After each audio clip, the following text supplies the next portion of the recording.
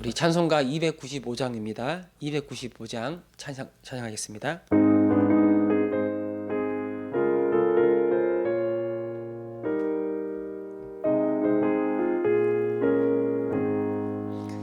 큰 죄에 빠진 나를 주 예수 건지사 그 넓은 품에 다시 품으시는 은혜는 저 바다보다 깊고 저 하늘보다 높다. 그 사랑 영원토록 나 찬송하리라. 날로 더욱 귀하다. 날로 더욱 귀하다. 한이 없이 넓은 우리 주의 사랑 날로 더욱 귀하다. 옛날에 유대 땅에 주 예수 다닐 때 그 은혜 받으려고 큰 무리 모였네. 누운 먼 자 병든 자를 다 고쳐주셨으니 나 같은 죄인까지 그 은혜 받도다. 날로 더욱 귀하다. 날로 더욱 귀하다. 한이 없이 넓은 우리 주의 사랑 날로 더욱 귀하다. 주 크신 사랑으로만 백성 위하여 그 십자가의 고난 다 받으셨으니 그 속죄 받은 성도 큰 소리 함께 높여 온 천지 울리도록 주 찬송하리라. 날로 더욱 귀하다. 날로 더욱 귀하다. 한이 없이 넓은 우리 주의 사랑 날로 더욱 귀하다. 아멘. 네, 오늘까지 부흥회가 있습니다. 오늘 수요 예배는 오늘 부흥회로 경기 북부 기독교 총연합회 부흥회로 대체를 합니다. 어제도 하나님이 큰 은혜를 우리에게 주셨는데 오늘도 우리 홍민기 목사님을 통해서 이 말씀을 주실 것입니다. 이런 부흥회나 이런 말씀 사경회를 통해서 다시 한번 우리 인생을 다시 한번 해석하고 또 어떤 삶으로 주님께 영광을 돌려야 될지 그래서 결심하고 결단하는 그런 시간들. 특별히 오늘은 개인적인 여러 가지 문제가 있다면 그 문제를 가지고 주님 앞에 깊이 나아가고 말씀으로 응답받을 수 있는 그런 시간들이 되게 해달라고. 오늘 우리 한 번 더 우리 부흥회를 기억하면서 우리에게 은혜 베풀어 달라고, 우리에게 말씀해 달라고 이를 위해 한번 기도하겠습니다. 하나님 아버지, 오늘 부흥회가 있습니다. 오늘도 우리에게 하나님이 우리에게 말씀하여 주시기를 원합니다. 우리에게 여러 가지 힘들고 어려운 답답한 문제들이 많이 있지만 그거 다 내려놓고 주님을 바라볼 수 있기를 원합니다. 십자가를 바라보게 하시고 우리 주 예수님을 바라보게 하셔서 그 십자가를 통해서 내 인생을 다시 해석하게 하시고 앞으로 내 인생에 어떤 삶으로 주 앞에 영광을 돌릴지를 조망하며 나아갈 수 있는 그런 우리들이 되게 하여 주옵소서. 하나님, 우리 목사님을 통해서 강산 목사님을 통해서 우리에게 말씀하실 때에 그 말씀을 통하여 우리에게 말을 건네시는 주님의 음성을 듣게 하여 주옵소서. 다시 주의 영광을 보게 하시고 십자가의 능력을 보게 하시고 또 어떻게 살아가는 삶이 네가 무엇을 결정하며 선택하는 것이 가장 복되고 가장 지혜롭고 가장 하나님께 영광이 되는지를 분별할 수 있도록 우리 가운데 찾아오셔서 우리를 흔들어 주시고 우리에게 말씀하여 주시고 우리를 인도하여 주옵소서. 이 모든 두려움과 모든 연약함으로부터 벗어날 수 있는 시간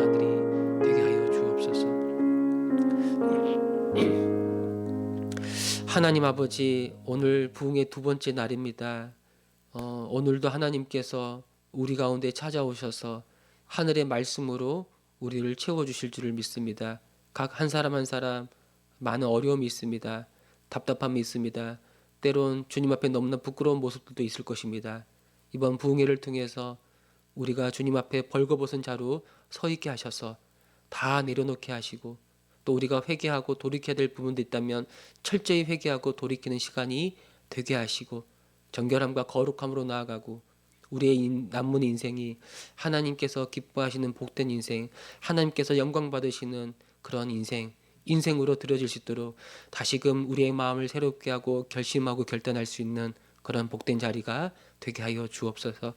하나님이 우리에게 말씀하시고 우리를 인도하여 주실 줄을 믿습니다. 감사드리며 우리 주 예수 그리스도의 이름으로 기도합니다. 아멘. 네, 말씀 보겠습니다. 고린도전서 2장 1절에서 5절 말씀입니다. 고린도전서 2장 1절에서 5절 말씀. 우리 한 절씩 말씀 교독하겠습니다. 형제들아, 내가 너희에게 나아가 하나님의 증거를 전할 때에 말과 지혜의 아름다운 것으로 아니하였나니, 내가 너희 중에서 예수 그리스도와 그가 십자가에 못 박히신 것 외에는 아무것도 알지 아니하기로 작정하였습니다.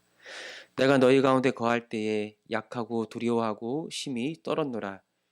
내 말과 내 전도함이 설득력 있는 지혜의 말로 하지 아니하고 다만 성령의 나타나심과 능력으로 하여 가르치겠습니다.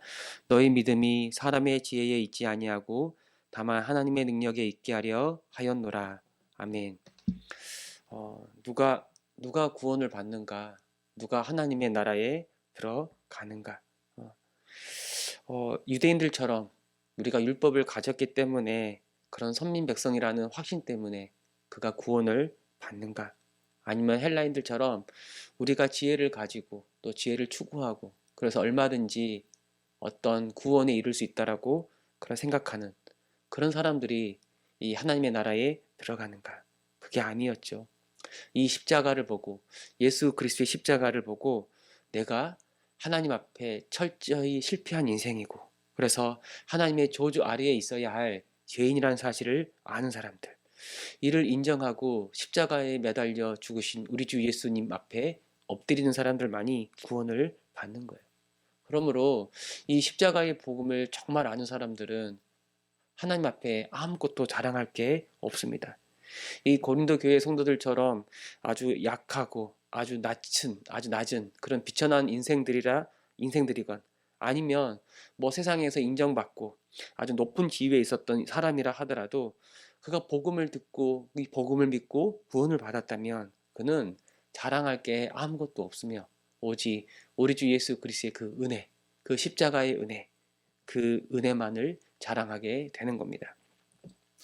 바울이 오늘 본문에 보니까 이 고린도 지역에 처음 들어가서 이 고린도 사람들에게 복음을 전할 때 말과 지혜의 아름다운 것으로 복음을 전하지 않았다라고 말하고 있습니다. 대신 2절에 보니까 오직 예수 그리스도와 예수님이 십자가에 못 박히신 것, 복음이죠. 이 복음만 전했다라고 말하고 있습니다. 이 복음은 예수 그리스도와 또 그분이 십자가에 못 박혀 죽은 사건을 말하는 거예요. 복음은 예수님에 대한 말씀이에요. 그리고 복음은 예수님이 십자가에 못 박혀 죽었다는 걸 말하는 겁니다. 예수님이 십자가에 우리를 대신하여 못 박혀 죽으심으로 우리의 모든 죄가 사함받고 하나님께 나아갈 수 있게 되었다. 그 하나님께 나아갈 수 있게 되었다. 이게 복된 소식, 기쁜 소식, 복음이에요.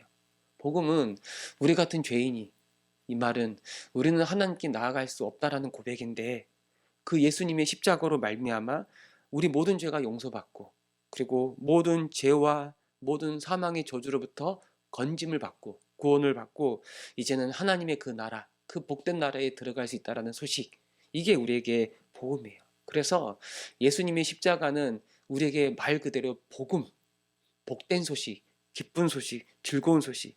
왜? 이 복음이, 이것이 예수님의 십자가를 믿는 우리들에게 우리를 구원하는 하나님의 지혜가 되고 하나님의 능력이 되기 때문에 이걸 복음이다라고 말할 수가 있는 겁니다. 바울이 이 복음을 전할 때 말과 지혜의 아름다운 곳으로 전하지 않았다라고 말합니다.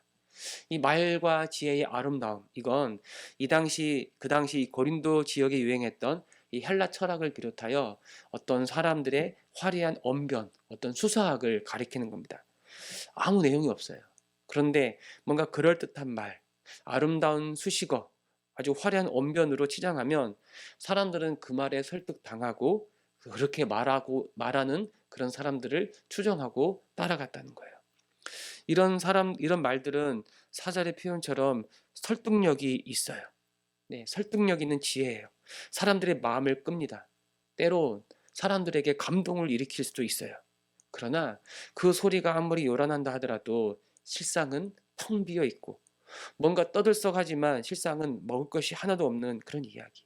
바로 이것이 복음이 없는 이 세상의 말, 복음이 없는 이 세상 지혜의 아름다운 것들이라고 말하고, 그건 결코 우리를 구원할 수 없고 우리를 변화시킬 수 없는 그런 헛된 거다라고 말씀하고 있는 겁니다. 그러면 사도 바울이 사람들을 만나 복음을 전할 때 그럼 아무 노력도 하지 않고 애쓰지 않았다는 말인가? 그런 말을 하는 게 아니에요. 바울은 복음을 전할 때 어떻게든 이 복음을 온전히 전하고자 자신의 모든 것들을 다 사용해서 이 복음을 전했습니다. 그러나 바울은 어떤 사람의 말이나 사람의 지혜, 그런 어떤 설득력을 동원해서 이 복음을 치장한다고 해가지고 사람이 믿고 구원받는 게 아니라는 것을 알고 있었어요.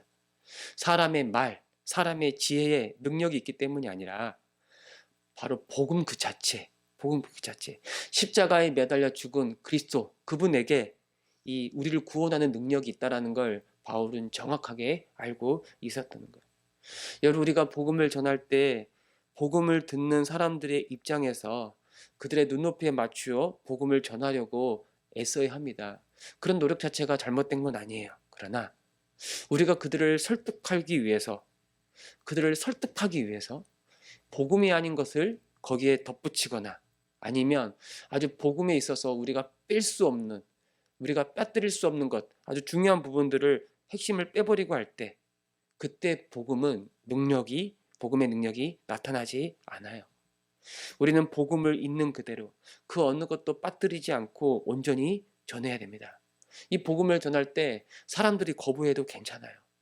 그러나 정말 복음을 듣는 그 사람이 하나님의 부르심을 받은 사람이라면, 하나님의 택하심을 받은 사람이라면 그는 이 복음 앞에 반응하게 될 것이고 성령께서 역사하셔서 그 죽은 마음에 믿음을 일으켜 복음을 믿고 구원받게 하실 겁니다.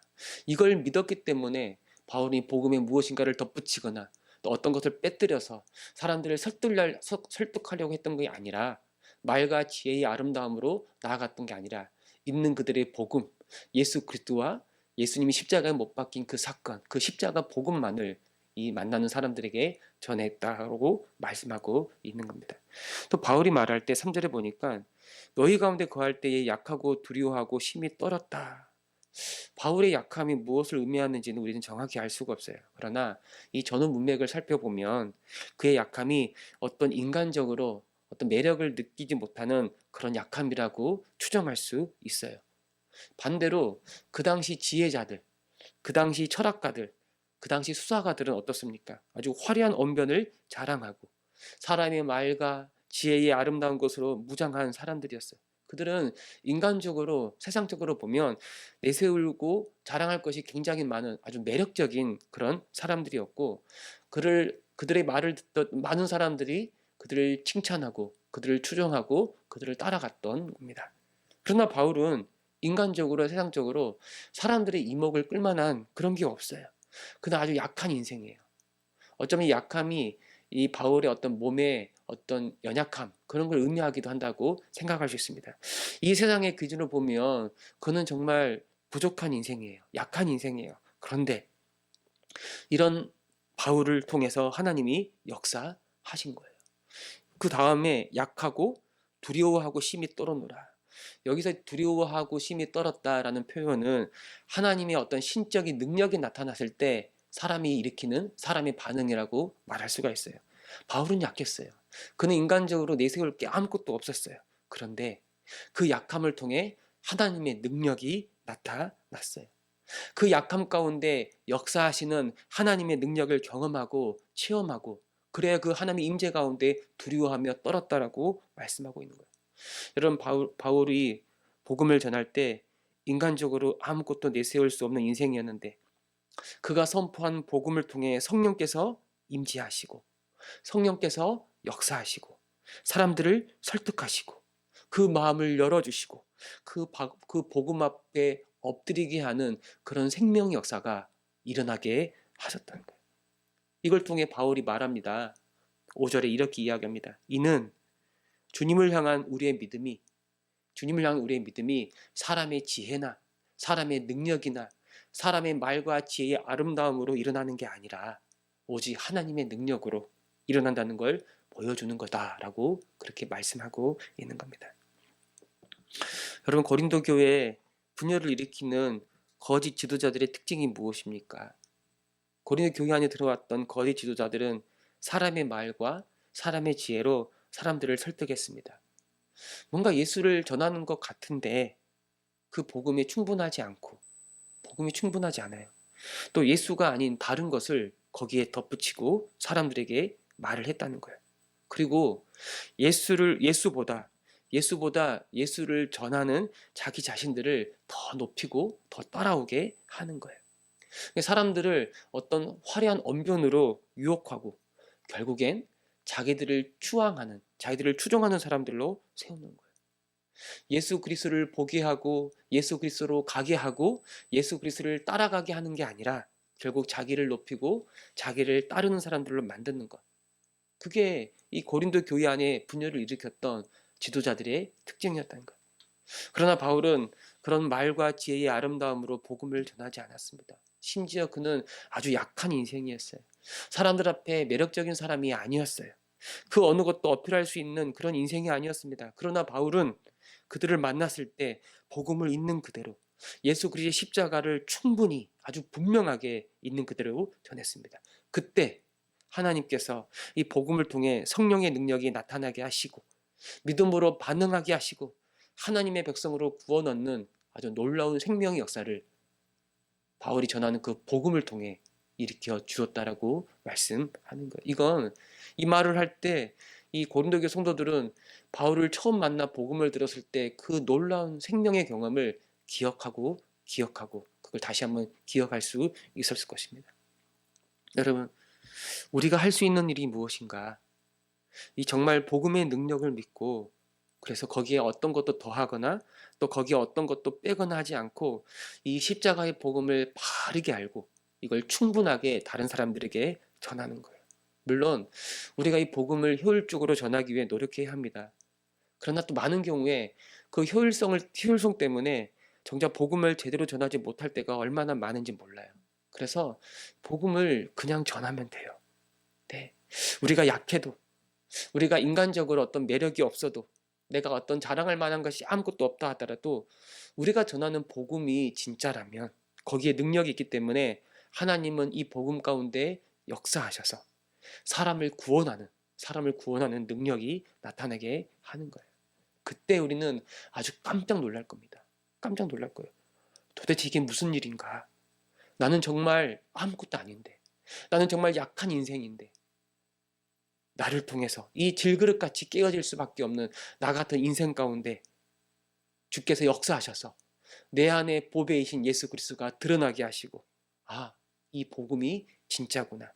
우리는 알게 되고 우리는 주님을 찬양하게 될 것입니다. 하나님, 이 복음 안에 능력이 있음을 믿습니다. 네, 나는 내세울 게 없고 나는 깨어지기 쉬운 질그릇 같은 연약한 인생이지만 내 안에 계신 예수 그리스도, 그분이 능력이고 우리의 보배이기 때문에 이 예수 그리스도, 이 십자가의 복음을 가감하지 않고 있는 그대로 전하는 자가 되게 하시고 이 일을 통해서 내 주위의 많은 사람들이 하나님의 사람으로 돌아오고 하나님의 사람으로 세워지는 그런 생명 역사가 일어나게 하여 주옵소서. 오늘 이것이 저와 여러분 우리의 고백, 우리의 기도가 되기를 바랍니다. 아멘.